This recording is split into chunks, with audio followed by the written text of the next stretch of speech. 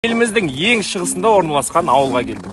Мұнда күн сәулесі бірінші болып түседі. Бұл жерден тұрып қарасаң, бүкіл Қазақстан батыс болып саналады. Аршаты Қазақстанның қиыр шығысында, Алтайдың аясында бұқтырманың жағасында жатыр.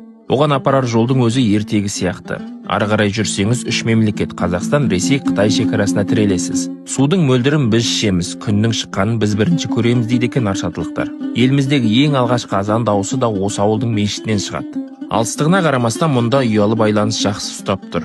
Бірақ шығыстың басқа ауылдары сияқты бұл жақта да газ жоқ, көмір қымбат. Абайыр болғанда орман алыс емес, тұрғындар отын жинап жағады. Таза қазақтар тұрады осында.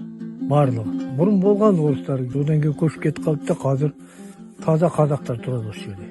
Өлім болғанда, той болғанда бәрін атқарып, бір-біріне болысып, солай болып жүреді бізде. Сол енді жұмыс жоқ бізде.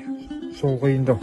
Ауыл Қатонқарағай ұлттық паркінің шекарасына кіреді. Мұнда аңның түр-түрі мекен етеді. Қасқыр, аю, барыстар тым жақын келетін кездерде болады дейді. Жергілікті жұрт орман шаруашылығының қызметкерлеріне барыс баққан батырлар деп лақап қойыпты. Бұл сөзде негізсіз емес, өйткені орманшылар расында күні-түні тау кезіп, фототұзақ құрып, аңдарды қаскөйлерден қорғаумен жүреді. Олар құрған фототұзақтың біріне бірге барып тексеріп қайтайық дедік. Қазақтың егінің астында бір күн жүрдік демекші. Натырған жерге барып келейік деп еді.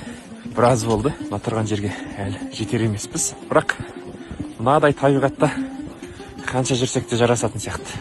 Фотоса құрып тұр. Міне, мынау отыр. Және елікке, маралға, мысалы қабан сыртқа, және тұз тұр. Ол келгенде мына фотосуға түсіп, оны есебін алып отырамыз. Қысқы орман тұмса табиғаттың тылсым бесігі. Айнала тып-тыныш. Қарағай мен самырсындар бой түзеп, ақ қардың жамылғысын жамылып, аспанға көз тігіп тұр. Орманды аралап жүріп, әр тұсқа үйілген төмпешіктерге назарым ауды. Мұның не екенін жол бастап келе жатқан Жомарт ағадан білдім. Бұл құмырсқаның илеуі. Мынандай үлкендігі кейбір көріп қалған адамдар жазда демалушылардың өздері келіп жерде фотоға түсіп жатады тамашалап. Жылда жоспар бойынша 5 құмырсқа илеуінен қоршап отырамыз. Айтпақшы, фототұзақты ашып көрдік. Ішінен қабандардың видеосы шықты. Одан бөлек орманшылар маған бұған дейін түсірген барыстың, аюдың видеоларын көрсетті. Кешке қарай ауылды ат шанаға отырып араладым. Осы сәтте өзімді әлемдегі ең бақытты жан сезіндім. Аршатылықтар қандай керемет жерде тұрып жатқандарын білем екен.